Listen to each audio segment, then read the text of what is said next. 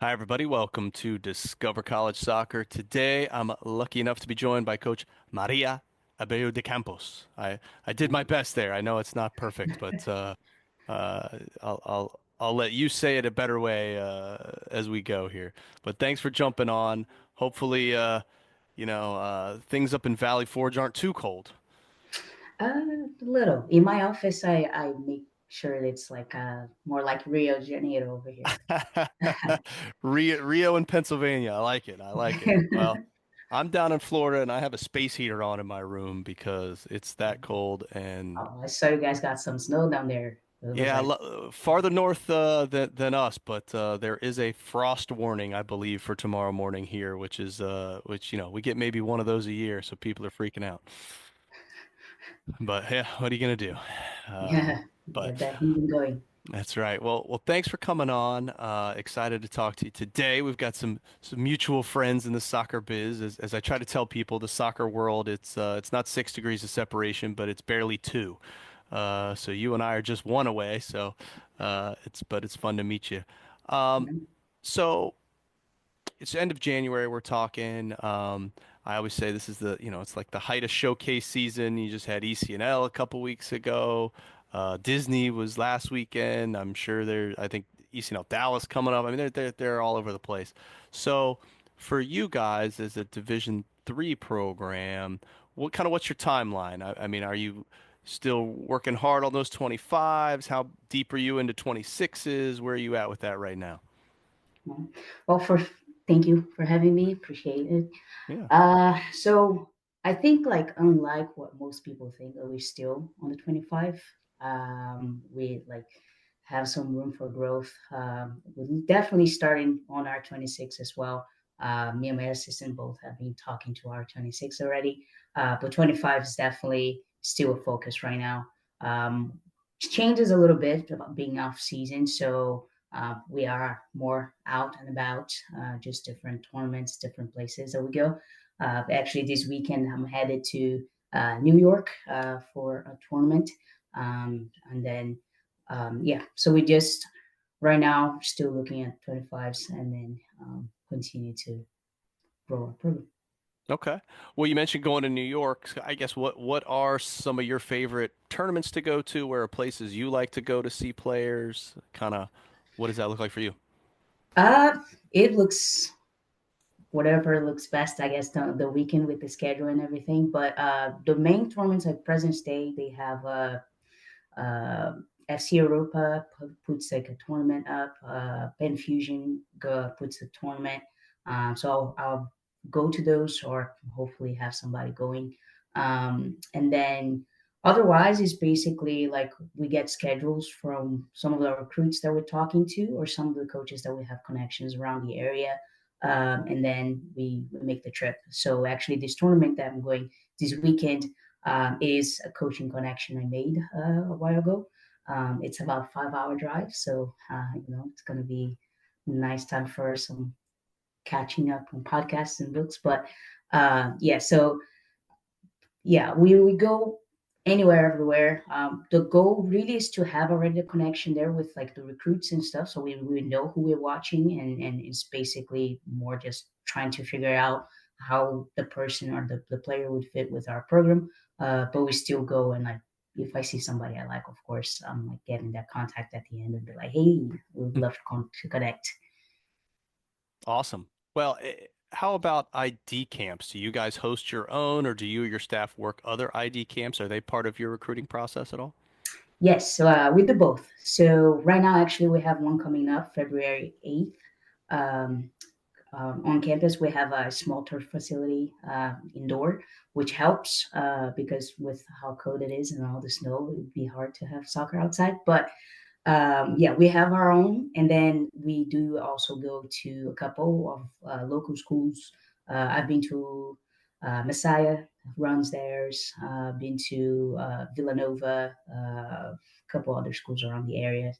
So either we get the invitation again. I think like what you mentioned, like with the coaching world being so small, like it's awesome to have those connections and um, get that help from different coaches.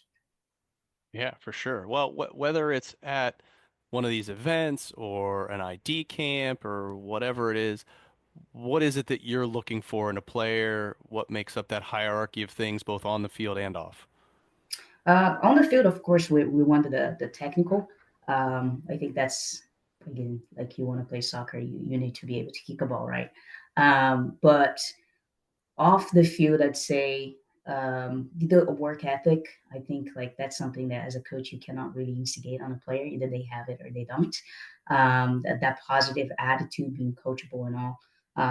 Because the technical, we do that in our practices, like how we run things. Like I think it's important. We do every day at least 15, 20 minutes of technical.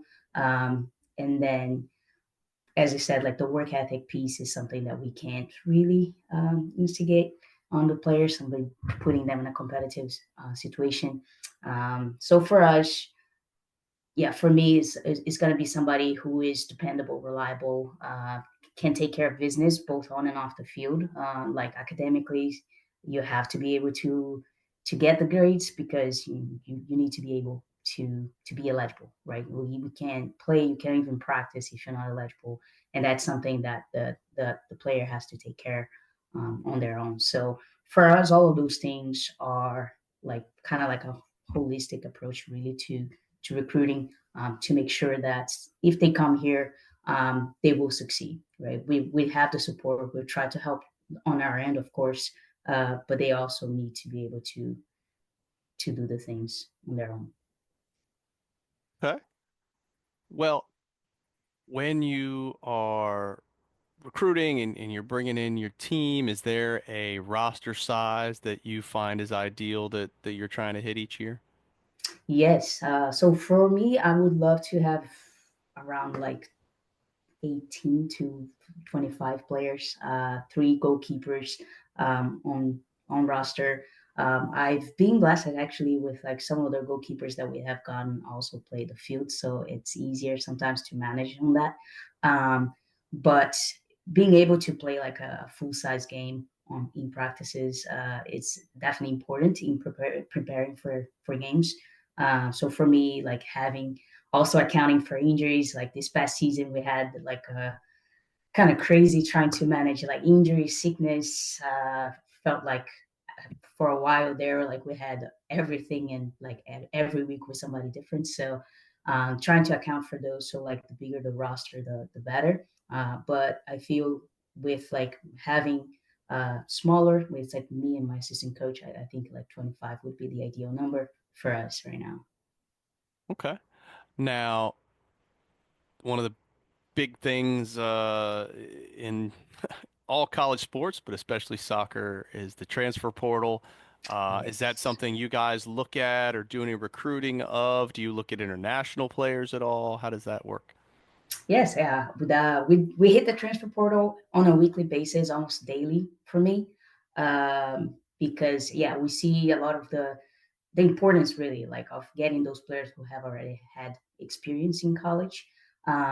Also, like trying to take advantage from this new the NCAA rule with like the Division Ones being only able to carry a certain number on their roster, so kind of trickling down to us.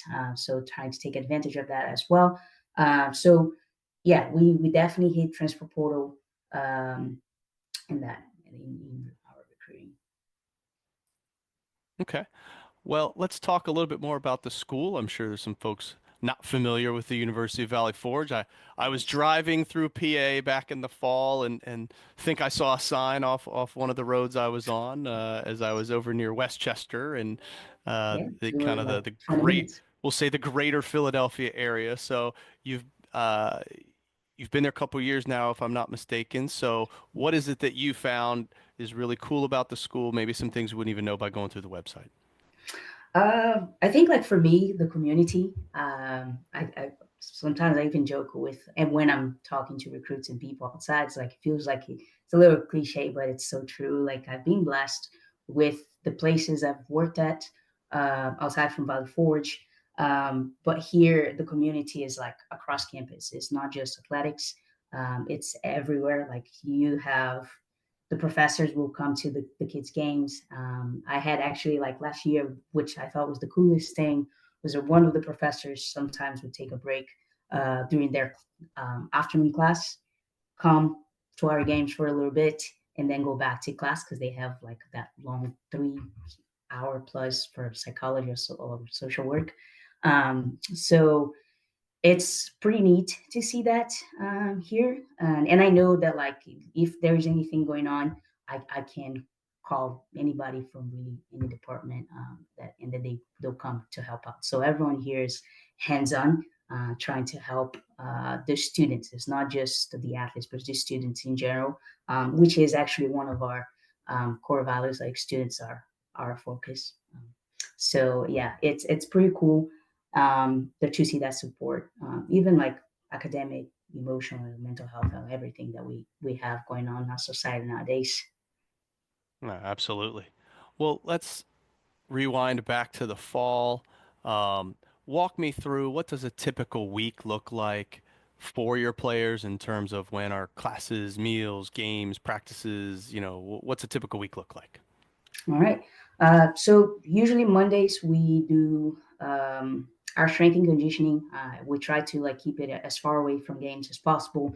So usually they're coming back from a week where they had a break, and kind of trying to restart, um, kind of like that fitness piece.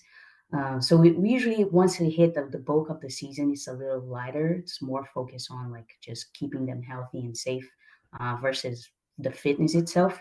Beginning of the season, we do focus a little bit more on the fitness aspect. So Mondays practices are usually in the evenings, like not around like 4 to 6, so about 2 hours there. And then they have classes throughout that. Some of our girls do have night classes, so they do I think like 6 to 9 here.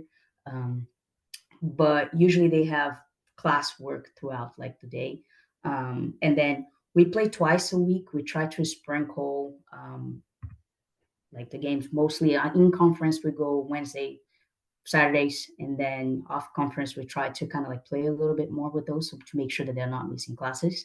Um, and then meals are I think like 7 a.m. So our calf opens, and then they can go whenever. It's basically open all the way through, but then lunchtime is at 11, and then dinner starts at 4.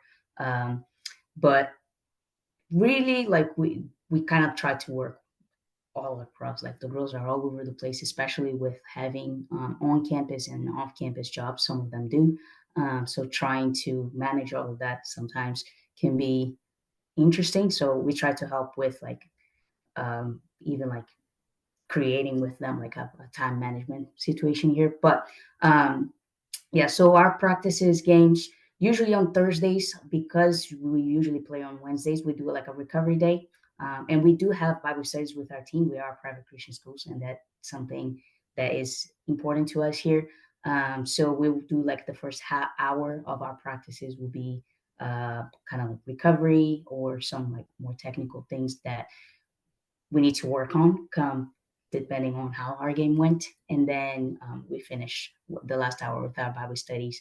And then Friday is pre-game prep, just kind of trying to figure out, okay, what we need to work tomorrow.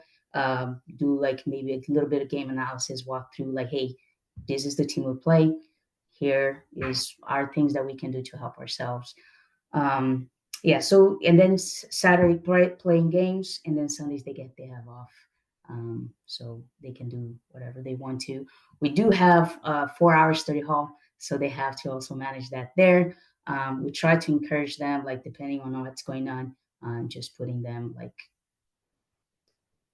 to our recovery. They go to do study hall at the library or in my office, depending on the player.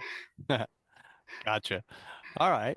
Well, let's talk a little bit more about the team and the soccer side of things.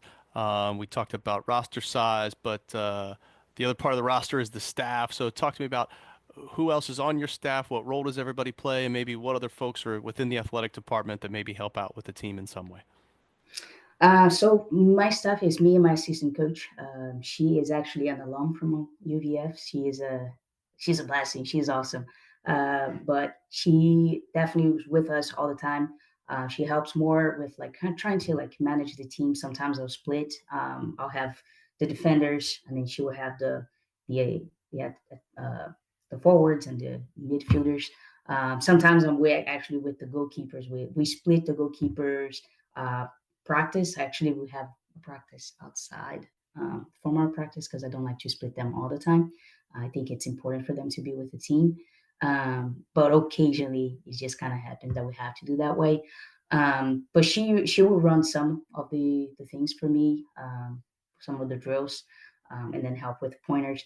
And then outside of the department, it's kind of what I mentioned, like the neat piece of the community. So like we have our AD sometimes will help with different things. Our men's soccer coaches, mainly really we have the baseball, softball, and basketball coaches helping with more like on the stats side of things. Um, Game film, like they will be the ones doing the recording, and then so it's easier for me to do the breakdown afterwards. Um, yeah, so we have like a lot of people like helping out, but like the main bulk of soccer is me and my assistant coach. Okay. Well, let's talk about you then. How would you describe kind of your coaching style and the style of play you want to implement there? Well, like a true Brazilian, I love to have fun. I think we'll play soccer because we find it fun, and then the competitiveness is what makes the game fun. I think anybody who has watched me either play or watching a game, supporting my team in Brazil, knows how crazy I am. But yeah, I like to make the environment fun. I think that's how they learn. I think I encourage mistakes. Practice is the place where they should be making mistakes, and that's where they pay me for to coach them on those through those mistakes. And then I usually actually joke with my team too. Is like if you get to game time and you don't know what you're doing, we're in trouble. So for me, creating that practice environment where the girls want to be there, they want to grow, they want to show up, and they wanted to give 100% effort is something that's important to me. So I try to create that family environment really with the team. Um, and having building real relationship is kind of how it goes. And then everything else kind of falls under that. So like being able to teach the technique, being able to speak and say like, hey guys, that was not good, right? It's not. I don't yell. I don't like to think I'm a yeller. Although occasionally, you can tell, frustration comes. But yeah, they know I have their backs. Yeah, so for me, I love a possessive style of game. We try to keep possession. The more we have the ball, the less running. It's like the interesting thing. It's playing soccer, but some of our players are like don't like running. So I tell them like the more we have the ball, the less running you have to do. Let the ball do the work, and then try to create opportunities that way. So switching point of attack, moving the ball from one side to the next, and trying to create gaps on the opponent's defensive line to then penetrate or something like that. There is a moment, of course, like to play down the line and send crosses in. So we work on those as well. But for me, like it's really important. Everyone starting from the forward defense, it's 11 behind the ball. There's no such thing as like just the back line defense. Um, Everyone knows what they're supposed to be doing defensively. When we are attacking, like for me, I love the creativity. I guess also comes with being Brazilian. I encourage them to be creative. I wanted them to have fun. So when they are attacking, of course, we'll go over a couple things like to help. But I also tell them like play what you see on the field, because thank God soccer is not math, so it's not exact and things happen. And if you see something like I told you, like, hey, maybe this person is open, but you're seeing somebody else making a run and it's a good run, play it, play what you see, and hopefully that will work well for us. Great. Well, we're rolling into springtime. So, what does that non-traditional spring season look like for you guys? What will players be doing? Kind of what does that spring training look like? So yeah, so for us, Division Three, I think it provides a unique kind of like perspective for players. A couple of my players are actually dual athletes, so some of them are starting seasons for other sports right now, which is pretty cool. And then for the ones that are just strictly soccer, right now we focus on building strength. So a lot of like weight room, tackling that. And then once we start like non-traditionals, are usually when I can come back with the soccer piece of it. But most of them will play pickups or intramurals, just try to keep touches going. Some of them I know like have outside from the school, like they have a facility that they go play. They put like a team together, co-ed team to play. And I know quite a few go, which is awesome. But mainly, really, is focusing on building strength and then the foundations. I keep working on the foundations of soccer.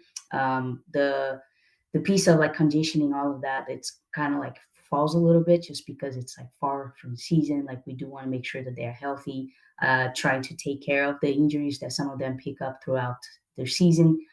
So like really connecting with the our trainer to come up with a PT plan and then put them through that to make sure that we're not just strengthening um, and preventing injuries. That's like a huge thing that we focus here is prehab instead of rehab. So we do a lot of prehab things. Again, trying to make sure that when summer comes and then preseason is coming around, we are good to go and we can go 100% versus trying to manage too many injuries. If we're having injuries, they are more impact than they are just things that we could have worked on. Okay. Well, Coach, I really appreciate your time. I'm going to leave you with one last question, and that is if you had one piece of advice for anybody going through this college recruiting process at the moment, what would that be? So I'd say talk to as many people as you can, especially if there's like a school that you're interested in. Really uh, like search, do your search. Like you want to know like who are the coaches, who are the teams, and everything. Just because it's 4 years, you want to make sure that 4 years of your life, you're gonna come out and you're gonna be like wishing that you could go through it again. I have my best friend is in Arkansas still. I still visit her. Actually, wasn't able to go home for Christmas, so I went to Arkansas to visit, and then thankfully with something a connection made through soccer teammate. So I'd say like yeah, like talk to a lot of people, email coaches yourself if you can get on a phone call. That's the best. One of the best things to do. Best thing really is coming for visits and meeting the coach, meeting the players, showing up for a game. It's always good because you can see also like how is the team, the chemistry, the environment, the culture, everything. All of those things will be huge in making that decision and making sure that when you choose, you're choosing a place that you know you're going to enjoy being at. Couldn't agree more. Well, Coach, I really appreciate it. Wish you the best of luck here in your spring season and closing out your recruiting class. And if you Thank get you. down to Lakewood Ranch here for any tournaments to hang out with Jamie and I think that'd be a lot of fun. Oh, I think so too. I'll probably try to make my way down there. Sounds good. Well, take care. Um, thank you.